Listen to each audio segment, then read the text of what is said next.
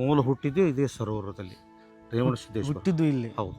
ಮತ್ತು ನನಗೊಬ್ಬರು ಹಿಂಗೆ ಹೇಳಿದ್ರು, ಅವರು ಇಲ್ಲಿ ಲಿಂಗೈಕ ಆಗಿದ್ದು ಮತ್ತು ಬೇರೆ ಕಡೆ ಜನಿಸಿದ್ದು ಅಂತ ಹೇಳಿದ್ರು. ಇಲ್ಲ ಇಲ್ಲ ಇಲ್ಲ. ಇವಾಗ ನೀವು ಇಷ್ಟೆಲ್ಲ ಮಾಹಿತಿ ಅದರಲ್ಲ, ಇದೆಲ್ಲ ನಿಮಗೆ ಎಲ್ಲಿಂದ ಗೊತ್ತಾಯ್ತು, ಯಾರು ಹೇಳಿದ್ರು? ನನ್ನ ಬಳಿ ಕೆಲವು ಈ ರೇವಣ ಸಿದ್ಧರ ಪುರಾಣದಿಂದ ದಾಖಲೆ ಮಾಡಿ ತೊಗೊಂಡಿದ್ದೀನಿ ನಾನು. ನಿಮ್ಮ ಹೆಸರು? ನಮ್ಮ ಹೆಸರು ಸಿದ್ದಣ್ಣ ಶರಣರು, ಇಂಗಳಿಗೇರಿ, ಹಾಲು ಮತದವ್ರು. ನಿಮ್ಮ ಊರು ಯಾವ್ದು ರೀ? ಇಂಗಳಿಗೇರಿ.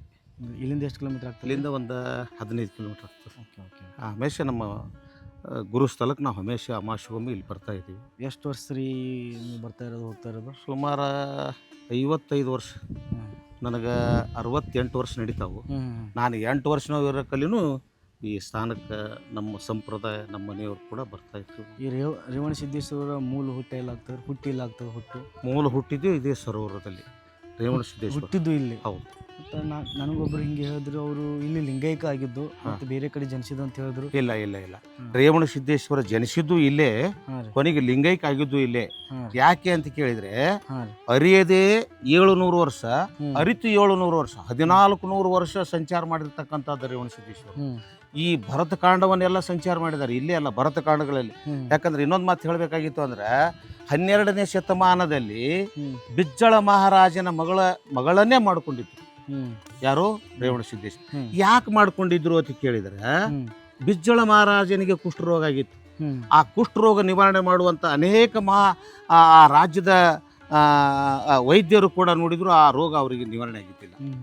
ಆ ರೇವಣ ಸಿದ್ಧರು ಬಂದು ಅವರ ಆಶೀರ್ವಾದದಿಂದ ಆ ಕುಷ್ಠ ರೋಗ ನಿವಾರಣೆ ಆದ ತಕ್ಷಣ ಸ್ವತಃ ತನ್ನ ಮಗಳನ್ನೇ ಕೊಟ್ಟು ವಿವಾಹವನ್ನೇ ಮಾಡಿದರು ರೇವಣ ಸಿದ್ದೇಶ್ವರ.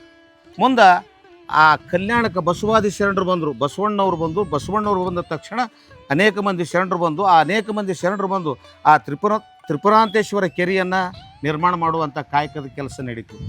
ಅಲ್ಲಿ ಅವಾಗ ಆ ರೇವಣ ಸಿದ್ಧರ ಮಡದಿಯಾಗಿರ್ತಕ್ಕಂಥ ಮಹಾದೇವಿ, ಬಿಜ್ಜಳನ ಮಗಳಾಗಿರ್ತಕ್ಕಂಥ ಮಹಾದೇವಿಗೆ ರೇವಣ ಸಿದ್ಧರು ನೀನು ಕಾಯಕ ಮಾಡಲೇಬೇಕು ಅಂತ ಹೇಳಿದರು. ನೀನು ಕಾಯಕ ಮಾಡಲೇಬೇಕು ಅಂತ ಹೇಳಿದರು. ಇಲ್ಲ, ನಾನು ತುಂಬ ಗರ್ಭಿಣಿ ಇದ್ದೀನಿ, ನನಗೆ ಕಾಯಕ ಮಾಡೋಕೆ ಆಗೋದಿಲ್ಲ. ಕಾಯಕವೇ ಕೈಲಾಸ ಅಂತ ಇಲ್ಲಿ ಏನೈತಿ ಶರಣರ ಶ್ರುತಿ ಸಾರ್ತಾ ಇದೆ. ಪ್ರತಿಯೊಬ್ಬರು ಕಾಯಕ ಮಾಡಿದರೆ ಪ್ರಸಾದ ಉಣ್ಬೇಕು. ನಾನು ನಿಂದು ಬಂದಿ ಅಂದ್ರೆ ನೀನು ಕಾಯಕ ಮಾಡಲೇಬೇಕು ಅಂತ. ಇಲ್ಲ, ನಾನು ಗರ್ಭ ಹೊತ್ತಿದ್ದೇನೆ, ನನಗೆ ಕಾಯಕ ಮಾಡೋಕ್ಕಾಗೋದಿಲ್ಲ ಅಂತ.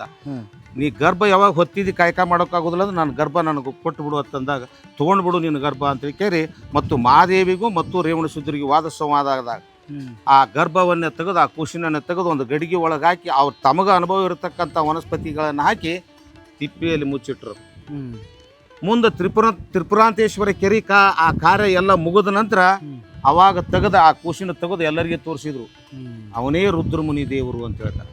ಆ ರುದ್ರಮುನಿ ದೇವರನ್ನ ಎಲ್ಲಿವರೆಗಿದ್ರು ಶೂನ್ಯ ಸಿಂಹಾಸನದ ಅಧಿಪತಿ ಆದವರು ಯಾರು ಅಂದ್ರೆ ರುದ್ರಮುನಿ ದೇವರು. ಮುಂದೆ ಬಳ್ಳಿಗಾವಿಯಿಂದ ಅಲ್ಲ ಮಹಾಪ್ರಭು ದೇವರು ಬರ್ತಾರ. ಅಲ್ಲ ಮಹಾಪ್ರಭು ದೇವರು ಬಂದಾಗ ಅವಾಗ ಆ ಶೂನ್ಯ ಸಿಂಹಾಸನದ ಅಧಿಪತಿಯನ್ನು ಅಲ್ಲ ಮಹಾಪ್ರಭು ದೇವರನ್ನು ಮಾಡಿದರು. ಅಲ್ಲ ಮಹಾಪ್ರಭು ದೇವರನ್ನಾಗಿ ಮಾಡಿಂದ ಬಸವಣ್ಣವರು ಮತ್ತು ಅಲ್ಲ ಮಹಾಪ್ರಭು ದೇವರು ರೇವಣ ಸಿದ್ಧರಿಗೆ ಏನು ಹೇಳಿದರು ಅಂದ್ರೆ, ಈ ವೀರಶೈವ ಧರ್ಮ ಸ್ಥಾಪನೆ ಮಾಡ್ಬೇಕನ್ನುವಂಥ ಸಂಕಲ್ಪ ಮಾಡಿದರು. ಆ ಪತ್ರವನ್ನು ಅನೇಕ ಪ್ರಭುದೇವರ ಮುಂದೆ ಮಂಡಿಸಿದ್ರು ಬಸವಣ್ಣವರು. ಆದರೂ ಅದಕ್ಕೆ ಸಮ್ಮತ ಸಿಕ್ಕಿದ್ದಲ್ಲ. ಇದಕ್ಕೆ ಮೂಲ ಪುರುಷ ಬೇರೆ ಅದನ್ನ, ನಮ್ಮಿಂದ ಸ್ಥಾಪನೆ ಮಾಡಕ್ ಆಗೋದಿಲ್ಲ ಅಂತಂದಾಗ ಅವಾಗ ರೇವಣ ಸಿದ್ಧರು ಏನೈತಿ ಅದಕ್ಕೆ ಒಪ್ಪಿಗೆ ಕೊಟ್ಟರು. ಏನೈತಿ ವೀರಶೈವ ಧರ್ಮವನ್ನೇ ಸ್ಥಾಪನೆ ಮಾಡ್ಬೋದು. ರೇವಣ ಸಿದ್ಧರು ಯಾವ ಪಂಥದೊಳಗಿದ್ರು ಅಂದ್ರೆ ಶೈವ ಪಂಥದೊಳಗಿದ್ರು. ಅವಾಗ ಆ ಶೈವ ಪಂಥದೊಳಗೆ ಇದ್ದಿರ್ತಕ್ಕಂಥ ರೇವಣ ಸಿದ್ಧರು ಏನು ಒಪ್ಪಿಗೆ ಕೊಟ್ಟರು, ಈ ಲೋಕ ಕಲ್ಯಾಣಕ್ಕಾಗಿ, ಈ ಲಿಂಗಧಾರಣಕ್ಕಾಗಿ, ಲೋಕ ಉದ್ಧಾರಕ್ಕಾಗಿ ಈ ವೀರಶೈವ ಧರ್ಮ ಸ್ಥಾಪನೆ ಮಾಡೋದಕ್ಕೆ ನಂದೇನು ಅಭ್ಯಂತರ ಇಲ್ಲ, ಅದು ಯೋಗ್ಯದ, ಆ ಕಾರ್ಯವನ್ನು ನೀವು ನೆರವೇರಿಸ್ರಿ ಅಂತ ಕೇಳಿ ಅಪ್ಪಣೆ ಕೊಟ್ಟಾಗ ವೀರ ಅನ್ನತಕ್ಕಂಥ 2 ಅಕ್ಷರ, ಶೈವ ಅನ್ನತಕ್ಕಂಥ 2 ಅಕ್ಷರ, ಈ 4 ಅಕ್ಷರ ಪದಗಳಿಂದ ಕೂಡಿರ್ತಕ್ಕಂಥದ್ದೇ ವೀರಶೈವ ಧರ್ಮ ಅಂತ ನಮಗೆ ಯಾರ್ದಪ್ಪ ಅಂದ್ರೆ ಭೀಮಕವಿ ಬರೆದಿರ್ತಕ್ಕಂಥ ಏನೈತಿ ರಸ್ತಾಪುರ ಭೀಮಕವಿ ಬರೆದಿರ್ತಕ್ಕಂಥ ರೇವಣ ಸಿದ್ಧರ ಪುರಾಣದಲ್ಲಿ ಇದರ ಉಲ್ಲೇಖ ಕೂಡ ಸಿಗ್ತದೆ. ಇನ್ನು ಮುಂದೆ ಅಲ್ಲಿಂದ ರುದ್ರಮುನಿ ದೇವ್ರನ್ನ ಕರ್ಕೊಂಡು ಹೋಗಿ ಎಲ್ಲಿ ಬಿಟ್ಟರು? ಶಿವಗಂಗಿಗೆ ಬಿಟ್ಟರು. ಶಿವಗಂಗಿಗೆ ಬಿಟ್ಟು ಏನೈತಿ ಮತ್ತೆ ಸಂಚಾರ ಮಾಡ್ಕೊತ ಹೋದ್ರು. ಶಿವಗಂಗೆ ಸಂಚಾರ ಅನೇಕ ಕಾಲ ಸಂಚಾರ ಮಾಡ್ಕೊತ ಹೋದ್ರು ರೇವಣ ಸಿದ್ಧರು.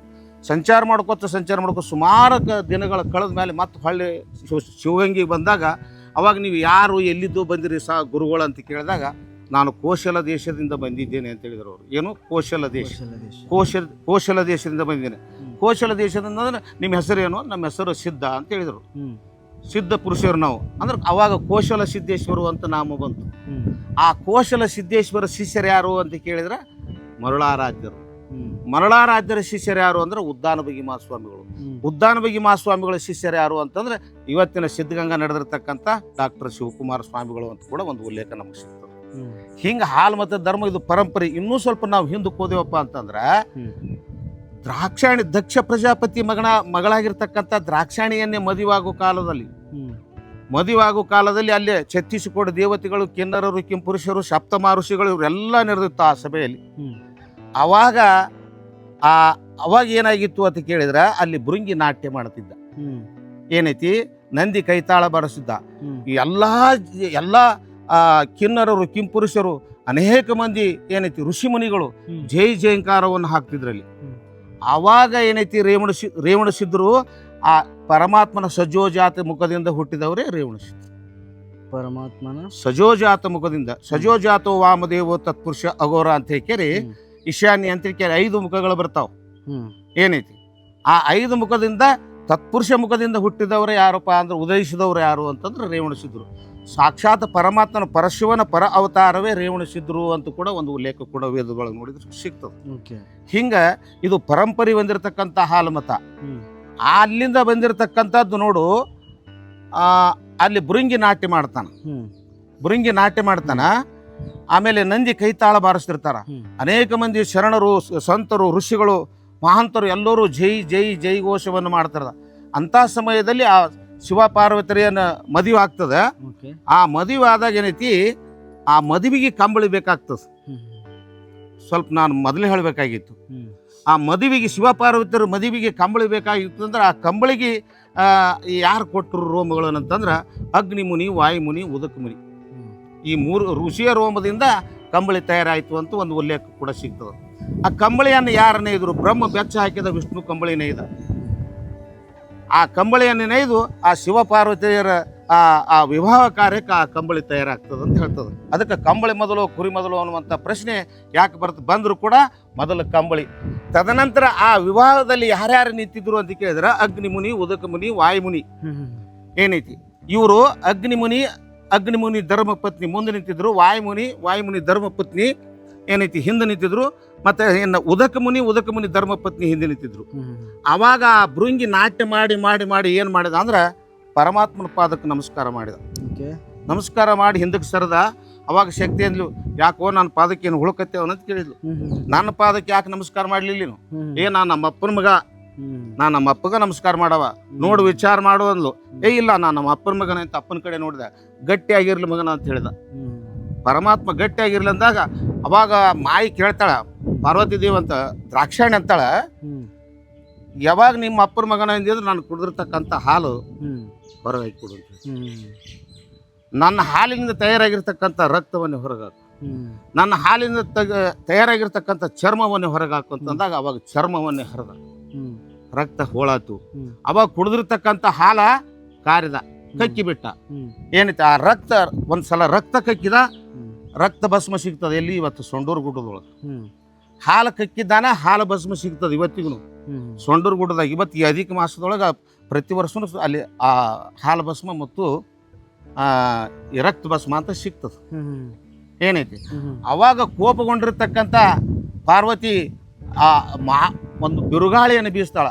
ಅವಾಗ ಆ ಭೃಂಗಿ 2 ಕಾಲಿಂತಲ್ಲ ಹಿಂಗೆ ಹೊಯ್ದಾಡ್ಕೊಂತ ಬೀಳಕ್ಕೆ ಪ್ರಯತ್ನ ಮಾಡ್ತಾನ. ಅವಾಗ ಪರಮಾತ್ಮನ ನಾಮಸ್ಮರಣೆ ಮಾಡ್ತಾನ, ಯಪ್ಪ ಅಂತ ಕೂಗ್ತಾನ. ಅವಾಗ ಮತ್ತೊಂದು ಕಾಲು ಕೊಡ್ತಾನ. ಅವಾಗ ಅವನು ಮುಕ್ಕಾಲ ಭೃಂಗಿ ಅಂತ ಕೂಡ ಅವನಿಗೆ ನಾಮ ಬರ್ತದೆ. ಏನೈತಿ ಮುಕ್ಕಾಲ ಭೃಂಗಿ ಅಂತ ಕೂಡ ನಾಮ ಬರ್ತದೆ. ಹಿಂಗೆ ಹಾಲು ಮತದ ಪರಂಪರೆ. ಅವಾಗ ಈ ಭೃಂಗಿ ಮೆಟ್ಟಾಗಿ ನಿಂತದ್ದು ನೋಡಿ ಪಾರ್ವತಿಗೆ ಮತ್ತಿಷ್ಟು ಕೋಪ ಬಂದ್ಬಿಡ್ತದೆ. ಆ ಕೋಪವನ್ನೇ ನೋಡಿ ಅಗ್ನಿಮುನಿ, ಉದಕಮುನಿ, ವಾಯುಮುನಿ, ಜಲಮುನಿ ಇವ್ರು ಏನ್ ಮಾಡ್ಬಿಡ್ತಾರ? ಅಪಹಾಸ್ಯದಿಂದ ನಕ್ಕು ಬಿಡ್ತಾರ. ಆ ಅಪಹಾಸ್ಯದಿಂದ ನಕ್ಕಾಗ ಅವಾಗ ಆ ಶಕ್ತಿ ದ್ರಾಕ್ಷಾಣಿ ಈ 6 ಮಂದಿಗೆ ಶಾಪ ಕೊಟ್ಬಿಡ್ತಾರ.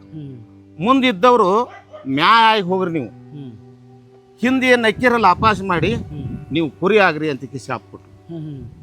ಅವಾಗ ಇವರು ಕುರಿಯಾಗಿ ತಯಾರಾದ ಕೂಡಲೇ ಅವಾಗ ಪರಮಾತ್ಮಂದ ಇವನು ಯಾವಾಗ ಶಾಪ ಕೊಟ್ಟು ಕುರಿ ಮಾಡಿ ಅಂದ್ರೆ ನೀ ಕಾಯ್ಲಿಕ್ಕೆ ರೆಡಿ ಆಗೋದು, ತಯಾರಾಗು ಅಂತ ಹೇಳಿದವು. ಮತ್ತು ಇವ್ರಿಗೆ ಶಾಪ ಕೊಟ್ಟಿ ಅಂದ್ರೆ ಇವ್ರ ಶಾಪ ವಿಮೋಚನೆ ಆಗಲ್ ತನ ನೀನು ಕಾಯಲೇಬೇಕು ಅಂದಾಗ ಅನೇಕ ಕಾಲ ಶಿವ ಪಾರ್ವತಿಯರೇ ಕುರಿ ಕಾಯ್ದರು ಅಂತ ಕೂಡ ಒಂದು ಉಲ್ಲೇಖ ಬರ್ತದೆ. ಆ ಶಿವ ಪಾರ್ವತಿಯರು ಕುರಿ ಕಾಯ್ದು ಪಾರ್ವತಿ ಕೊನೆಗಲ್ಲು ಪರಮಾತ್ಮ ಸಾಕು, ಇದರಿಂದ ನಾನು ಮುಕ್ತಳನ್ನು ಮಾಡು, ನನಗೆ ಕಾಯ್ದಾಗೋದಿಲ್ಲ, ನಾನು ಸಾಕು ಅಂತ ಪರಮಾತ್ಮನ ಪಾದವನ್ನೇ ಗಟ್ಟಿಯಾಗಿ ಹಿಡಿದಾಗ ಅವಾಗ ತ್ರಿಶೂಲ ತಗೊಂಡು ಭೂಮಿಯನ್ನು ತಿವಿದಾಗ ಭೂಮಿ ಭಾಗ ಆಯಿತು. ಎಲ್ಲ ಕುರಿಗಳನ್ನು ಭೂಮಿ ಒಳಗೆ ಹೋಗಿಸಿ ಆ ದ್ರಾಕ್ಷಾಣಿ ದೇವಿ ಏನು ಮಾಡಿದ್ಲು, ತನ್ನ ಮೂಗಿನಲ್ಲಿರ್ತಕ್ಕಂಥ ನತ್ತನ್ನೇ ತೆಗೆದು ಆ ಗುಂಪಿಗೆ ಹಾಕಿದ್ಲು. ಅಲ್ಲಿ ಮುತ್ತಲಿ ಮರ ಉದಯಿಸ್ತು ಅಂತ ಕೂಡ ಒಂದು ಉಲ್ಲೇಖ. ಮುಂದೆ ಅದೇ ಕುರಿಗಳು ಎಂದು ಬಂದು ಅಂದ್ರೆ ಮುಂದೆ ಮತ್ತೆ ಆದಿಗೊಂಡಗ ಏನೈತಿ ಮುದ್ದುಗೊಂಡಗ ಮುದ್ದಾಯಿ ಅಂತ ಬರ್ತಾರೆ. ಮತ್ತೆ ಎರಡನೇ ಭಾಗದೊಳಗೆ ಮುದ್ದಾಯಿ ಮುದ್ದುಗೊಂಡರಟ್ಲೆ ಆದಿಗೊಂಡಗ 6 ಮಂದಿ ಮಕ್ಕಳು ಬರ್ತಾರ. 6 ಮಂದಿ ಮಕ್ಕಳು ಒಳಗೆ ಸಣ್ಣವ ಶಿವಪದ್ಮ. ಆ ಶಿವಪದ್ಮ ಗಳೆ ಹೊಡೆ ಕಾಲಕ್ಕೆ ಹುತ್ತಿಗೆ ಹಾಸಿದಾಗ ಮತ್ತು ಕುರಿಗಳು ಹೊರಗೆ ಬಂದು ಅಂತ ಕೂಡ ಒಂದು ಉಲ್ಲೇಖ ಬರ್ತಾ ಇತ್ತು. ಹಿಂಗೆ ಹಾಲು ಮತ್ತದ ಪರಂಪರೆ ಇಲ್ಲಿಂದ ಬಂದದ. ಇನ್ನು ಮುಂದೆ ಸಾಕಷ್ಟು ಅದ. ಮುಂದಿನ ಭಾಗದೊಳಗೆ ನಾನು ಮತ್ತೆ ಇವಾಗ ನೀವು ಇಷ್ಟೆಲ್ಲ ಮಾಹಿತಿ ಅದರಲ್ಲ, ಇದೆಲ್ಲ ನಿಮಗೆ ಎಲ್ಲಿಂದ ಗೊತ್ತಾಯ್ತು, ಯಾರು ಹೇಳಿದ್ರು? ನನ್ನ ಬಳಿ ಕೆಲವು ಈ ರೇವಣಸಿದ್ಧರ ಪುರಾಣದಿಂದ ದಾಖಲೆ ತೊಗೊಂಡಿದ್ದೀನಿ. ನಾನು ಶಿರ್ವಾಳ ಶಾಸನದಿಂದ ದಾಖಲೆ ತೊಗೊಂಡಿನಿ. ಅಲ್ಲೆಲ್ಲೇ ನಮ್ಮ ಹಾಲು ಮತ್ತು ಕುರುಗಳೆಲ್ಲಿದ್ದಾವೆ ಅಲ್ಲೆಲ್ಲ ನಾನು ಅಡ್ಡಾಡಿದ್ದೀನಿ. ನೀವು ಏನು ಮಾಡ್ತೀರಿ? ಪ್ರವಚನ ಮಾಡ್ತೀನಿ. ನಿಮ್ಮ ಪ್ರಾಪರ್ ಯಾವ್ದು ತಂದಿರಿ? ಇಂಗಳಿಗೆ. ಹಾಂ. ಇವಾಗ ನೀವು ನನಗೆ ವೀರಶೈವ ಧರ್ಮದ ಬಗ್ಗೆ ಹೇಳಿದ್ರು, ನನಗೆ ಹಾಲು ಮತ್ತು ಧರ್ಮ ಹುಟ್ಟಿದ್ದು ಹೇಳಿದ್ರು. ನನಗೆ ಯಾವ್ದು ಹೇಳಿದ್ರಿ? ಇವಾಗ ಹಾಲು ಮತ್ತು ಧರ್ಮ ಹುಟ್ಟಿದ್ದು ಹೇಳಿದಿರಿ. ವೀರಶೈವ ಧರ್ಮ ಹೆಂಗೆ ಸ್ಥಾಪನೆ ಆಯ್ತು ಅಂತ ಕೂಡ ಹೇಳಿದ್ರಿ. ಅಂದ್ರೆ ಅದ್ರ ಮೂಲ ಯಾರು ಅಂತಂದ್ರೆ ಯಾರು ಅನ್ನೋದು ಮೂಲ. ವೀರಶೈವ ಧರ್ಮ ಸ್ಥಾಪನೆ ಮಾಡ್ಲಿಕ್ಕೆ ಕರ್ತೃ ಯಾರು ಅಂದ್ರೆ ರೇವಣಸಿದ್ಧರು ಅಂತ ಹೇಳ್ತಾ ಇದ್ದಾರೆ. ಓಕೆ. ಇವಾಗ ನೀವು ಹೇಳೋ ಪ್ರಕಾರ ಇಲ್ಲಿ ರೇವಣಸಿದ್ಧರು ಇಲ್ಲೇ ಹುಟ್ಟಿದ್ರು. ಹೌದು, ರೇವಣಸಿದ್ಧರು ಹುಟ್ಟಿದ್ದಿಲ್ಲೇ. ಹುಟ್ಟಿ ಸಂಚಾರ ಮಾಡ್ಕೊಂತ ಹೋಗ್ಯಾರ. ಇಡೀ ಭರತ ಖಂಡವನ್ನೇ ಸಂಚಾರ ಮಾಡಿದಾರ ಅವರು. ಇವಾಗ ನಾವು ಗೂಗಲ್ದಾಗ ರೇವಣಸಿದ್ದೇಶ್ವರ ಅಂತ ಹೊಡ್ಯಾನ, ಬೇರೆ ತೋರಿಸ್ತದಲ್ಲೂ ಹುಟ್ಟಿದವರು ತೆಲಂಗಾಣ ಮತ್ತೆ ಆಂಧ್ರ ಪ್ರದೇಶ ನಡು ಸೇರಿಸಿದ್ದದು. ಇತ್ತಿನ ಲೇಖಕರು ಸೇರಿಸಿದ್ದದು. ಈಗ ಟಿವಿ ಮಂದಿ ಸೇರಿಸಿದ್ದದು. ರೇವಣಸಿದ್ಧರು ಪ್ರಥಮ ಹುಟ್ಟಿದ್ದೇ ಸರೋವರಗಳು. ಇದು ಸರೋವರ ಮೊದಲೈತಿ. ಸರೋವರ ಅಂತ ರೇವಣಸಿದ್ಧರು ಜನನಾದ ನಂತರ ಸರೋವರ. ಪೂರ್ವ ಕಾಲದಲ್ಲಿ ಇದಕ್ಕೆ ಏನಿತ್ತು ಅಂದ್ರೆ ಕಲಿಕೇರಿ ಅನ್ನುವಂಥ ಗ್ರಾಮ ಇತ್ತು. ಇದಕ್ಕೆ ನಾಮಕರಣ ಏನಿತ್ತು? ಕಲಿಕೇರಿ ಅಂತಿತ್ತು. ರೇವಣಸಿದ್ಧರು ಹುಟ್ಟಿದ ನಂತರ ಇದಕ್ಕೆ ಸರೋವರ ಅಂತ ಮತ್ತು ಪರಿಣಾಮಕರಣ ಬಂದದ್ದು. ರೇವಣಸಿದ್ಧರು ಹುಟ್ಟಿ ಸಲುವಾಗಿ. ಬಟ್ ಲಿಂಗೈಕ್ಯ ಆಗಿದ್ದವ್ರು ಇಲ್ಲೇ ಹುಟ್ಟಿದ್ದು. ಇಲ್ಲಿ ಕೊನೆಗೆ ಎಲ್ಲ ಸಂಚಾರ ಮಾಡಿ ಮಾಡಿ ಮಾಡಿ ಮಾಡಿ ಕೊನೆಗೆ ಎಲ್ಲಿ ಬಂದರು? ಇಲ್ಲಿ ಮ್ಯಾಗ ಗಿರ್ವೊಳಗೆ ಇಲ್ಲಿ ಲಿಂಗೈಕ್ಯ ಆಗ್ಯದ ಅಂತ ಇವತ್ತು. ಎಲ್ಲಿ ಲಿಂಗೈಕ್ಯ ಆಗಿದ್ದಾರೆ? ಇಲ್ಲೇ ಮ್ಯಾಲೆ ಅಲ್ಲಿ ಲ್ಯಾಂಗ ಶಾಂತಾಯಿ ಮುತ್ಯ ಅವ್ರ ಲಿಂಗೈಕ್ಯ ಆಗಿದಾರ ತಂದ್ರು. ಸರ್ ರೇವಣಸಿದ್ಧರು ಅದುದ್ರು ಅದೇ ರೀ. ಅದು ಸ್ಥಾಪನೆ ರೀ. ಸ್ಥಾಪನೆ ಲಿಂಗೈಕ್ಯ ಆಗಿದ್ದು ಅಲ್ಲಿ. ಇದು ಅವ್ರು ಇಲ್ಲೇ ಹುಟ್ಟಿದಲ್ಲಕ್ಕೆ ಏನದವ್ರ ಕುರುಗಳು ಏನಾದ್ರು ಅದಾವ ಇಲ್ಲಿ? ಯಾರ್ರಿ? ರೇವಣಸಿದ್ದೇಶ್ವರ ಇಲ್ಲೇ ಹುಟ್ಟಿದ್ವ ತಲ್ಲಕ್ಕ ಅದ ಕುರು ಅದಾವಲ್ರಿ. ಏನದಾವ? ಹೆಚ್ಚು ಕಡೆ ಒಂದು ಗುಡ್ಡ ಅದ್ರಲ್ಲಿ ರೇವಣಸಿದ್ಧರು ತಪಸ್ಸು ಮಾಡಿರ್ತಕ್ಕಂಥ ಏನೈತಿ. ಹೆಚ್ಚು ಕಡೆ ಒಂದು ಅದ, ಈಚೆ ಕಡೆ ಒಂದು ಗಿರಿ ಅದ. ಹಿಂಗೆಲ್ಲ ಅದಾವ ಇಲ್ಲಿ ಅದಾವ್ರಿ. ಇವಾಗ ನೀವು ಮಾಹಿತಿ ಹೇಳಿದೆಲ್ಲ ಕರೆಕ್ಟ್ ಐತಲ್ರಿ? ಅಲ್ಲಿ ಐತಲ್ಲ ನೋಡ್ರಿ, ಗೂಗಲ್ ಹೊಡೆದ್ರು ನೋಡ್ರಿ. ಕೆಲವು ಇಲ್ಲ, ನಾನು ಗೂಗಲ್ ಹೊಡೆದ ಬಳಿಕ ರೇವಣಸಿದ್ದೇಶ್ವರ ಅದೇ ಹೇಳ್ದಲ್ಲ ನಾನು. ಹುಟ್ಟು ಬೇರೆ ಕಡೆ ಬಂತಿರೋ ಇಲ್ಲ ನಾ ಏನ್ ತಿಳ್ಕೊಂಡ್ಪಟ್ಟೆ, ಇಲ್ಲಿ ಬಂದ ಬಳಿಕ ಹುಟ್ಟು ಬೇರೆ ಕಡೆ ಆಗಿರ್ಬೋದು, ಲಿಂಗೈಕ್ಯ ಆಗಿದ್ದು ಈ ಒಂದು ಸರೂರು ಗ್ರಾಮದಾಗ ಆಗಿರ್ಬೋದು ನಾನು ತಿಳ್ಕೊಂಡಿದ್ದೀನಿ. ಇಲ್ಲ ಎಲ್ಲರೂ ಅದನ್ನೇ ಹೇಳ್ತಾರೆ. ಎಲ್ಲಿ ಹುಟ್ಟಿದ್ರು ಅಲ್ಲಿ ಕೊಲ್ಲಿಪಾಯ್ಕ ಹುಟ್ಟಿದ್ರು ಅಂತ ಹಿಂಗೆ ಹೇಳ್ತಾರೆ. ಅದು ಏನಿಲ್ಲ, ಏನು ಸಂಬಂಧ ಇಲ್ಲ, ಏನಿಲ್ಲ. ರೇವಣಸಿದ್ಧರು ಹುಟ್ಟಿದ್ದೇ ಇಲ್ಲಿ ಸರೂರೊಳಗೆ. ಭಗವಂತನ ಪ್ರೇರಣೆ ಎಲ್ಲಿ ಆಗ್ತದ ಅಲ್ಲಿ ಮಹಾತ್ಮರು ಅಂತಿ ಭಗವಂತನ ಅವತಾರ ಜನಿಸ್ಬೇಕಾಗ್ತದೆ. ನಾವ್ ಹೇಳ್ದಂಗೆ ಇಲ್ಲೇ ಯಾಕೆ ಹುಟ್ಟಬೇಕು ಅಂತ ಕಾರಣದ ಭಗವಂತನ ಹಿಂದಿನ ಇಚ್ಛೆ ಇರಬೇಕು. ಲೋಕ ಕಲ್ಯಾಣಕ್ಕಾಗಿ ಈ ಪುಣ್ಯಕ್ಷೇತ್ರದೊಳಗೆ ನಾವು ಹುಟ್ಟಿದೇನಪ್ಪ ಅಂತಂದ್ರೆ ಹುಟ್ಟಿ ಈ ಲೋಕನನ್ನೆಲ್ಲ ಏನೈತಿ ಉದ್ಧಾರ ಮಾಡ್ಬೇಕು ಅನ್ನೋತಕ್ಕಂಥದ್ದು ಆ ಭಗವಂತನ ಸಂಕಲ್ಪದಿಂದ ಈ ಸರೋವರೊಳಗೆ ಹುಟ್ಟಿದ್ರು ಅಂತ ಕೂಡ ನಾವು ಇಲ್ಲಿ ಹುಟ್ಟಿ ಬೇರೆ ಬೇರೆ ಕಡೆ ದೇಶ ಸಂಚಾರ ಮತ್ತೆ ರಿಟರ್ನ್ ಇಲ್ಲೇ ಬಂದು ಲಿಂಗೈಕ್ಯ ಇಲ್ಲೇ ಬಂದು ವಾಪಸ್ ಲಿಂಗೈಕ್ಯ ಆಗಿದ್ದು ಇಲ್ಲಿ. ದೇಶ ಸಂಚಾರಕ್ಕೆ ಹೋಗಿದ್ದು ಸತ್ಯ ಐತಿ, ಕರೆಕ್ಟ್ ಐತಿ. ವಾಪಸ್ ಇವ್ರು ಮತ್ತೆ ರಿಟರ್ನ್ ಬಂದು ಇಲ್ಲೇ ಆಗಿದ್ರು ಅಂದ್ರೆ ಲಿಂಗೈಕ್ಯ ಆಗಿದ್ದು.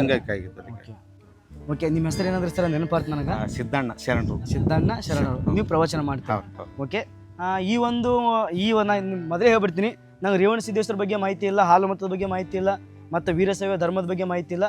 ನಾನು ಯಾಜ್ಯ ಒಬ್ಬ ಏನೂ ಗೊತ್ತಿಲ್ಲ. ಅದೇ ಸಣ್ಣ ಹುಡುಗಿದ್ದಪ್ಪ ನಾನು ಪ್ರಶ್ನೆಗಳನ್ನ ಕೇಳಿದ್ದೀನಿ. ಭಾಳ ಚೆನ್ನಾಗಿ ಮಾಹಿತಿ ಕೊಟ್ಟಿದ್ದಾರೆ ಅವರು. ಇದರೊಳಗೆ ನಿಜನೂ ಇರ್ಬೋದು, ಸುಳ್ಳು ಇರ್ಬೋದು. ನಾನು ನಿಜ ಆದಂತೂ ಹೇಳಲ್ಲ, ಸುಳ್ಳು ಆದಂತೂ ಹೇಳಲ್ಲ.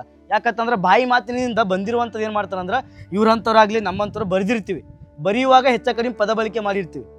ನಾವು ಬರಿತಿರ್ತೀವಲ್ಲ, ನಮ್ಗೆ ಯಾವ ರೀತಿ ಅರ್ಥ ಆಗ್ತದೆ, ನನಗೆ ಯಾವ ರೀತಿ ಅರ್ಥ ಆಗ್ತದೆ, ನಾನು ಆ ರೀತಿ ಹೇಳ್ತಿರ್ತೀನಿ. ಆ ಪದಗಳು ಮುಂದಿನವನಿಗೆ ಯಾವ ರೀತಿ ಅರ್ಥ ಆಗ್ತದೆ ಅವ್ರ ಮೇಲೆ ಬಿಟ್ಟಿದ್ದು. ಈಗ ಬೇಕಾದ ಉಲ್ಲೇಖದ ದಾಖಲೆ ತೆಗೆದು ನೋಡ್ಲಿ.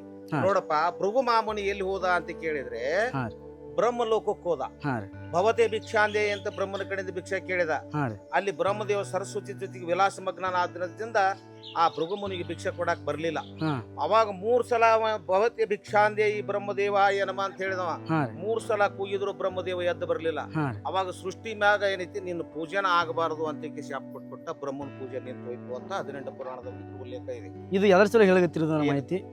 ಇದು ಎದರ್ದ್ರಿ ಇದು? ಲಿಂಗದ ಬಗ್ಗೆ ಹೇಳಕತ್ತಿ ಯಾವ ಲಿಂಗ ರೀ ಇದು? ಪ್ರಥಮ ಈ ಭೂಮಿಗೆ ಲಿಂಗ ಬಂದ ಲಿಂಗ ಬಂದಿದ್ದು. ಹಾ ಓಕೆ ಬಂದದ್ರ ಓಕೆ ಬಗ್ಗೆ ಹಾ ಅಲ್ಲಿಗೆ ಓಕೆ ಬರ್ತೀನಿ ಹಾ ಇದನ್ನ. ಓಕೆ ಓಕೆ ಹಾ ಈ ಎರಡನೇದಾಗಿ ಎಲ್ಲಿಗೆ ಬಂದ ಅಂತ ಹಾ. ಕೇಳಿದ್ರ ಹಾ ರೀ ಏನೈತಿ ಕ್ಷೀರಸಾಗರಕ್ಕೆ ಬಂದ, ಶ್ರೀಮನ್ನಾರಾಯಣ ಹತ್ರ ಬಂದ. ಓಕೆ ಏನೈತಿ ಅಲ್ಲಿ ಹಾ. ಬಂದಾಗ ಹಾ. ಏನೈತಿ ಅಲ್ಲಿನೂ ಭವತೆ ಭಿಕ್ಷಾಂದೆ ಎಂದ. ಹ್ಮ್. ಶ್ರೀಮನ್ನಾರಾಯಣ ಏನೈತಿ ಲಕ್ಷ್ಮಿ ಜೊತೆಗೆ ವಿಲಾಸದೊಳಗೆ ಮಗ್ನನಾಗಿ. ಹ್ಮ್ ಅವಾಗ ಅಲ್ಲಿ ಬಿಟ್ಟು ಎಲ್ಲಿಗೆ ಹೋದ? ರಜತಗಿರಿಗೆ ಬಂದ, ಕೈಲಾಸ ಪರ್ವತಕ್ಕೆ ಬಂದ. ಹ್ಮ್ ಅವಾಗ ಶಿವನು ಕೂಡ ಏನೈತಿ ದ್ರಾಕ್ಷಾಣಿ ಜೊತೆಗೆ ಏನೈತಿ ಮಿಲನದೊಳಗಿದ್ದ. ಹ್ಮ್ ನಂದಿ ಬಾಗಿಲಿಗೆ ನಿಂದ್ರಿಸಿದ್ದ, ಹ್ಮ್ ಯಾರನ್ನೂ ಒಳಗೆ ಪ್ರವೇಶ ಆಗಬಾರದು ಅಂತ ಹೇಳಿ. ಅವಾಗ ನಂದಿ ಹೇಳ್ದ, ಭಗವಂತನ ಏನೈತಿ ವಿಲಾಸ ಸಮಯ ಒಳಗೆ ಹೋಗ್ಲಿಕ್ಕೆ ಯಾರಿಗೂ ಪ್ರವೇಶ ಇಲ್ಲ ಅಂತಂದ. ಹ್ಮ್ ನಾನು ಭೃಗು ಬಂದಿದ್ದೇನು ಅಂತ ಹೇಳಿದವ. ಹ್ಮ್ ನೀನ್ ಯಾರೇ ಇರ್ಬೋದು, ಒಳಗ್ ಪ್ರವಾಸ ನಿನಗೆ ಬಿಡುದಿಲ್ಲ ಅಂತ ಹೇಳಿದವ. ಹ್ಮ್ ಅವಾಗ ಭವತೆ ಭಿಕ್ಷಾಂದಿ ಅಂತ 3 ಸಲ ಕೂಗಿದ. ಹ್ಮ್ ಕೂಗಿದ್ರು ಕೂಡ ಪರಮಾತ್ಮ ಎದ್ದು ಬರ್ಲಿಲ್ಲ. ಹ್ಮ್. ಯಾವಾಗ ನೀ ಈ ಸಗುಣ ರೂಪದೊಳಗೆ ಏನೈತಿ ನೀನು ವಿಲಾಸದೊಳಗೆ ಮಗ್ನನಾಗಿ ಆಗಿ ಅಂದ್ರೆ ನಿನಗೆ ಈ ಸಗುಣ ರೂಪ ಬೇಡ, ಹ್ಮ್. ನಿನಗೆ ಲಿಂಗ ರೂಪ ಬರ್ಲಿ ಅಂತ ಹೇಳಿ ಕೇರಿ ಭೃಗುಮಾಮುನಿ ಶಾಪ ಆಯ್ತು ಅಂತ ಭೃಗು ಪುರಾಣದೊಳಗೆ ಇದ್ರ ಹ್ಮ್. ಮುಂದ ಆ ಭೃಗುಮುನಿಗಳ ಶಾಪ ಆದೇಶದಿಂದ ಏನಾಯ್ತು ಕಾರಣ ಅಂದ್ರ ಹ್ಮ್. ಮುಂದೆ ಪ್ರಥಮ ಲಿಂಗ ಈ ಭೂಮಿ ಮೇಲೆ ಹುಟ್ಟಿದ್ದ ಯಾವುದು ಅಂದ್ರೆ ಸೌರಾಷ್ಟ್ರ ಸೋಮನಾಥ ಅಂತ ಹೇಳಿದ್ರು. Okay okay okay Saurashtra Somnath. ಎರಡನೇದ್ದು ಶ್ರೀಶೈಲ. ಓಕೆ ಹಿಂಗ ಏನೈತಿ ಅದಕ್ಕೆ ಈ ಲಿಂಗದ ಮೂಲ ಕರ್ತರು ಯಾರು ಅಂತ ಕೇಳಿದ್ರೆ ರೇವಣ ಸಿದ್ಧರು. ಇದು ಟಾಪಿಕ್ ಎದರ ಸಲ ಬಂತ್ರಿ ಇದು? ಲಿಂಗದ ಬಗ್ಗೆ ಬಂದಿದೆ ಓಕೆ ಟಾಪಿಕ್. ನೀವೇನ್ ಹೇಳ್ತೀರಿ ಇವಾಗ? ಇದು ಟಾಪಿಕ್ ಎದರ ಸಲ ಬಂತ್ರಿ? ಈಗ ನೀನು ಹಾ. ನೀನು ಅಲ್ಲಿ ಅಂದೆಲ್ಲ ಹಾ. ಇದು ಸತ್ಯ ಐತೋ ಸುಳ್ಳು ಐತೋ ಅಂದೆ. ನಿಜಾನು ಇರಬಹುದು, ನಿಜಾನೂ ಸುಳ್ಳು ಇರಬಹುದು. ಸುಳ್ಳುನೂ ಇರ್ಬೋದು ಅಂದೆಲ್ಲ. ಓಕೆ ಅದು ನೋಡೋರ್ಗೆ ಏನ್ ಅನ್ಸಿಬಿಡುತ್ತೆ, ಅಲ್ಲಿ ತಪ್ಪು ಕಲ್ಪನಾ ಹೋಗ್ಬಿಡ್ತೈತಪ್ಪ. ಹಾ. ಅದಕ್ಕೆ ನೀವು ಚರ್ಚೆ ಮಾಡಿ ಒಂದು ನಿಜವಾದದ್ದನ್ನ ಹ್ಮ್. ಯೂಟ್ಯೂಬ್ ಬಿಡು ನೀನು ನೀವು ಹೇಳಿ ಸರ್, ಇವಾಗ ನಿಜ ನನಗೆ ಹೇಳಿ ಆಯ್ತು. ಓಕೆ ಸರ್, ನಿಜ ಹೇಳಿ ಸರ್. ನನಗೂ ಗೊತ್ತಿಲ್ಲ, ಅವ್ರಿಗೆ ಗೊತ್ತಿದ್ದವ್ರದಾರ, ನಿನಗ್ ಗೊತ್ತಿದ್ದ ಇವ್ರಿಗೂ ಗೊತ್ತದ ಹೇಳ್ತಾರೆ. ಈಗ ಮತ್ತೊಬ್ರಿಗೆ ಗೊತ್ತದ ತಿಳಗತ್ತಾರ, ಮತ್ತೊಬ್ರಿಗೆ ಗೊತ್ತದ ತಿಳಗತ್ತಾರ. ಎಷ್ಟ್ ಜನ ಕುಣಿಸ್ಕೊಂಡ್ ಚರ್ಚೆ ಮಾಡ್ತೀರಿ? ನಿನಗ್ ನಿಜ ಬೇಕಿಲ್ಲ, ನನಗ್ ಅದೇ ಹೇಳತ್ತಿಲ್ರಿ. ನಾನ್ ಜನರಿಗೆ ಏನ್ ಬೇಕಾಯ್ತು? ನಿಜ ಬೇಕು. ಅಜ್ಜಾರ್ ಸ್ವಲ್ಪ ರೀ, Correct, correct. ಅವ ಹೇಳೋದು ಬರೋಬ್ಬರಿ ಐತಿ. ಅವ್ರು ಹೇಳ್ಯಾರಿ, ಮತ್ತೊಬ್ರು ನಾನು ಪಕ್ಕ ಓದಿನ ಅಂತ ಹೇಳಕತ್ತಾರಿ. ಹಾ ಮತ್ ನಾ ಅದೇ ಹೇಳಕತ್ತೀನಲ್ರಿ, ನನಗ್ ಕನ್ಫ್ಯೂಸ್ ಆಗತ್ತದ. ಅವ್ರು ಹೇಳಿದ್ರೆ ಮುಗಿತಂತಂದ್ರೆ ಹೆಂಗ ನೀನು? ಹಾ ನೀ ಹೇಳ್ತಿ- ಇಲ್ಲ ಇಲ್ಲ ಸರ್, ನಮ್ ಸೇಫ್ಟಿ ಬೇಕಾಗ್ತೈತಿ ನಮಗೆ. ಹೇಳ್ರಿ ಸರ್. ಇಲ್ಲ ಏನ್ರೈತ್ ಹೇಳ್ರಿ. ಪ್ರಾಬ್ಲಮ್ ಇರ್ಲಕ್ಕ ಇಲ್ಲಿ ವಾದ ಮಾಡೋದಕ್ ಬಂದಿಲ್ಲ, ಚರ್ಚೆ ಹಾ. ಚರ್ಚೆ ಓಕೆ, ಮಾಡಿ ಓಕೆ. ಹಾ, ಓಕೆ, ಓಕೆ. ವಾದ ಮಾಡಿ ಇದನ್ನ ಮಾಡಕ್ ಇಷ್ಟ ಸ್ನೇಹಿತರೆ, ನಾನು ನಿಮ್ಗೆ ಹೇಳೋದು, ನನ್ನ ಒಂದು ವಿಡಿಯೋ ನಿಮಗೆ ಇಷ್ಟ ಆಗಿತ್ತಂದ್ರೆ ಈ ಒಂದು ಚಾನಲ್ಗೆ ಸಬ್ಸ್ಕ್ರೈಬ್ ಮಾಡ್ಕೊರಿ. ಇದೇ ರೀತಿ ಹೊಸ ವಿಡಿಯೋ ಬರ್ತಿರ್ತಾವೆ.